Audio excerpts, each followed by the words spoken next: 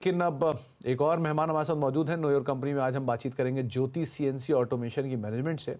Company की आज listing हुई, शानदार लिस्टिंग हुई है। बीएससी पर करीब 12% प्रीमियम के साथ आज ये लिस्ट हुआ। इशू प्राइस 331 के मुकाबले 372 रुपये पर लिस्ट हुआ और लिस्टिंग के बाद शेयर में एक जोरदार तेजी भी देखने को मिल रही है। 312 रुपये पर लिस्ट होने वाली कंपनी आपकी स्क्रीन पर 417, 418 के जोन्स में भी कामकाज करते हुए दिखाई पड़ रही है।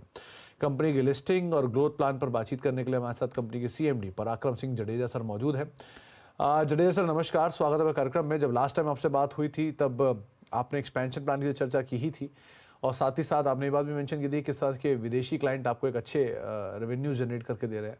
लेकिन पहले तो मेरी तरफ से और पूरी टीम की तरफ से आपको शुभकामनाएं शानदार लिस्टिंग को लेकर। तो एक अच्छी लिस्टिंग तो होते हुए दिखाई पड़ी है। पहली चीज़, आने वाले समय में अब यहाँ से क्योंकि उम्मीदें बढ़ गई हैं, 300 रुपये के आसपास का इशू प्राइस, 400 प्लस लिस्टिंग हुई है और इतनी बढ़िया लिस्टिंग के बाद अब उम्मीदें भी ज़्यादा हैं। तो निवेशक ये चाह रहे हैं किस तरह की आप ग्रोथ यहाँ से देख रहे हैं, क्या ऑर्डर बुक है, क्या सिचुएशन है going ahead? Thank you very much. सीधा इंडस्ट्रीज़ का जो ग्रोथ है, ओवरऑल इंडस्ट्रीज़ की ग्रोथ के बारे में बात करें तो इंडिया में जो मोमेंटम बना है 20% से इंडस्ट्रीज़ ग्रो करेंगी, ऐसे सारे रिसर्च रिपोर्ट्स आ रहे हैं। और हमारी जो 3 साल की जो ग्रोथ है और जो आज के दिन में हमारे पास जो ऑर्डर बुक है उसको जैसे हम लोग एग्जीक्यूट करेंगे तो वो ग्रोथ रेट जो है वो मोमेंटम बना रहेगा एंड रेवेन्यू ग्रोथ बना रहेगा।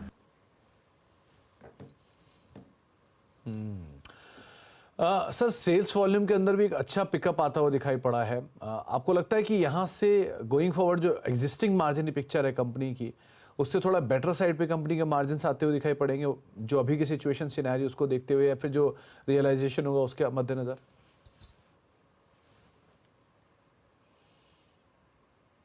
हाँ, दोनों चीज़ें होगी क्योंकि जिस तरह से जो ओवरऑल वर्ल्ड वाइड जो मोमेंटम आया है तो रेवेन्यू ग्रोथ तो होगी और जैसे जैसे हमारी जो कैपेसिटी की यूटिलाइजेशन आती जाएगी और बिजनेस का जो मॉडल मिक्स जो शिफ्ट हुआ है और इसके अंदर ज़्यादातर जो एरोस्पेस, डिफेंस और ये सेक्टर का जो मिक्स की वजह से मार्जिन के अंदर उसके अंदर काफ़ी इम्प्रूवमेंट देखने को मिलेगा। आपने ये डिफेंस की और इसरो की बात की क्योंकि इसरो, डिफेंस, टाटा ग्रुप ये सब आपके ऑलरेडी कस्टमर्स हैं। सो अगर कोई ब्रेकअप की बात करी जाए सेल्स के लिहाज से, किस तरह के ब्रेकअप को आप अनुमान लगाकर चल रहे हो, कैसे इसको हम मान के चल सकते हैं? करेक्ट, हमारा बहुत ही डाइवर्सिफाइड कस्टमर बेस है। अगर हम लास्ट ईयर तक देखेंगे तो ऑटो कंपोनेंट्स जो है, ऑटो एंड ऑटो, वो हमारे लिए क्लोज टू 45% के करीब हमारा बिजनेस का टॉप लाइन में कंट्रीब्यूशन हुआ करता था। एंड एरोस्पेस जो है वो 20% था और इलेक्ट्रॉनिक मैन्युफैक्चरिंग कुछ नहीं था क्योंकि वो नई इंडस्ट्रीज है, हमारे लिए नया ग्रोथ सेक्टर है। और based on this our order book, अगर हम इसको आगे जाके इसको फॉरवर्ड लुक करके देखें सो हमारा रेवेन्यू मिक्स जो है वो आगे जाके अगले 2 साल के अंदर 40% एरोस्पेस डिफेंस रहेगा एंड 20 से 25% तक जो है वो ऑटो कंपोनेंट रहेगा एंड जो ईएमएस जो है वो 10 से 20% के बीच में 2 साल में पहुंच जाएगा। यहाँ पे ये मॉडल मिक्स रहेगा हमारा बिजनेस का यहाँ पे। ये बात तो आपने लास्ट टाइम भी मेंशन की थी कि ईएमएस की तरफ से एक बेहतरीन ग्रोथ आने का अनुमान है और आज शायद अच्छे नंबर्स यहाँ पे आते हुए दिखाई पड़ सकते हैं। आने वाले समय में सर एक्सपोर्ट्स फ्रंट पर किस तरह के एक ग्रोथ की उम्मीद हम लगाकर चलें, क्योंकि वहाँ रियलाइजेशन थोड़े बेटर होंगे डोमेस्टिक मार्केट कंपैरिजन में। सो उधर की ग्रोथ कैसी रहेगी और क्या एक्सपोर्ट नंबर्स के पिकअप होने के बाद मार्जिन थोड़े और बेटर साइड पर आते हुए दिखाई पड़ेंगे? हाँ, एक्सपोर्ट्स के अंदर mainly in euro zone and जो एरोस्पेस इंडस्ट्रीज का जो हब है वहाँ पे, तो अभी तक हमारा जो एक्सपोर्ट से जो रेवेन्यू आ रही थी वो करीब 15 से 20% के बीच में थी और जो हमारी जो आज के दिन में जो ऑर्डर बुक है उसमें लार्जली 58% जो ऑर्डर्स हैं वो एक्सपोर्ट्स के ऑर्डर हैं। तो हमारी रेवेन्यू के अंदर 24-25 के अंदर हम लोग जो एक्सपोर्ट्स है करीब 35 से 40% होते हुए देखेंगे यहाँ पे। तो जडेजा सर, बहुत बहुत शुक्रिया अपना समय हमें देने के लिए और हमसे आज बातचीत करने के लिए। नंबर्स पर आपकी मीटिंग्स है, इसलिए मैं समझता हूँ कि आपका टाइट शेड्यूल होगा आज, लेकिन बहुत बहुत शुक्रिया अपना समय हमें देने के लिए, हमसे चर्चा करने के लिए। और साथ साथ एक बार फिर से आपको बहुत बहुत शुभकामनाएं शानदार लिस्टिंग को लेकर भी। अब क्योंकि एक बढ़िया लिस्टिंग तो हो गई है ज्योति सीएनसी की, अब इस लिस्टिंग के बाद क्या करना चाहिए इस पर भी हम बातचीत कर लेते हैं। हमारे साथ आज एक और खास मेहमान मौजूद हैं, एसबीआई सिक्योरिटीज़ के सनी अग्रवाल मौजूद हैं। सनी सर नमस्कार, स्वागत है कार्यक्रम में। पहले तो मतलब एक्सपेक्टेड लाइन पर है क्या ये लिस्टिंग जो आज आप देख रहे हो, मतलब 20-26% ऊपर ये शेयर ट्रेड कर रहा है? आप उम्मीद लगा रहे थे इस तरह की लिस्टिंग रहेगी इसमें? और अगर किसी को शेयर अलॉट हुए हैं तो दूसरा सवाल यही है, क्या करना चाहिए उसे?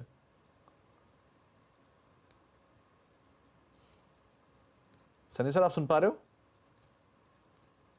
चलिए, फिलहाल वहाँ पर संपर्क होता नहीं पर आगे उनसे हम दोबारा बातचीत करेंगे इस आईपीओ को लेकर। लेकिन आशीष जी, एक दो स्टॉक और है जिनके ऊपर मुझे आपसे अदरवाइज ही बातचीत करनी थी, खासतौर से आज जो बिकवाली वाली साइड पे बढ़ रहे हैं, specially IT space. Birla soft pressure में है 3% नीचे, ओरेकल प्रेशर में है 4% नीचे, और बाकी फ्रंटलाइन आईटी में भी प्रेशर देखने को मिल रहा है। इनमें क्या किया जाए? जी सुमित जी, बिरला सॉफ्ट में प्रेशर जरूर है, लेकिन स्टॉक अभी भी काफी वीकली चार्ट और डेली चार्ट पे भी स्ट्रेंथ दिखा रहा है, तो एक बार प्रॉफिट जरूर बुक कर लेना चाहिए। यहाँ पे कहीं भी हमें आईटी में शॉर्ट नहीं दिख रहा है, सिर्फ प्रॉफिट बुकिंग देखने मिल रही है। ओरेकल कल के 8% के मूव के बाद आज जरूर थोड़ा सा इसमें भी प्रॉफिट बुकिंग देखने मिला है। तो हमारी सलाह यही है कि हम भी हमारे क्लाइंटों को यही सलाह दे रहे हैं कि आप आईटी में एक बार प्रॉफिट बुक कर ले, क्योंकि नंबर्स मोर और लेस एंटिसिपेशन के हिसाब से ही आ रहे हैं, और कल आई थिंक एलटीआईएम का नंबर है, तो उसके पहले most of the IT stocks में प्रॉफिट टेकिंग जरूर देखने मिल रही है, और लॉन्ग्स में प्रॉफिट टेकिंग की ही सलाह रहेगी, शॉर्टिंग की सलाह नहीं है इन लेवल्स पे हमारी। तो एटलीस्ट प्रॉफिट टेकिंग की सलाह है, लेकिन कोई नया शॉर्ट ना करें। चोलामंडलम फाइनेंस, इस स्टॉक को देखना आप एक बार आशीष जी, क्योंकि एकाएक स्पाइक आया इसमें, 2-2.5% के आसपास की बढ़त आई है, 1300 के जोन्स में स्टॉक पहुंच गया है, और अभी अभी अप मूव आया है। डिस्पाइट मार्केट में ब्रॉडर साइड पे सेल ऑफ है, लेकिन ये स्टॉक के अंदर एक मूव आया है। क्या करना चाहिए इसमें?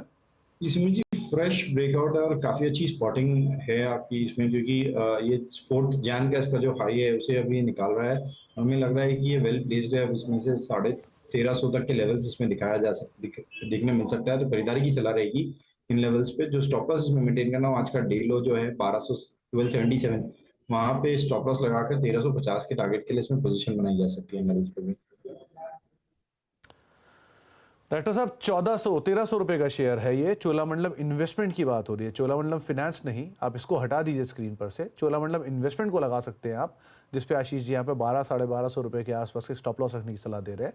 डे हाई के आसपास ये स्टॉक अभी कामकाज कर रहा है, 1303 रुपए के आसपास यहाँ पर ट्रेड देखने को मिल रहा है।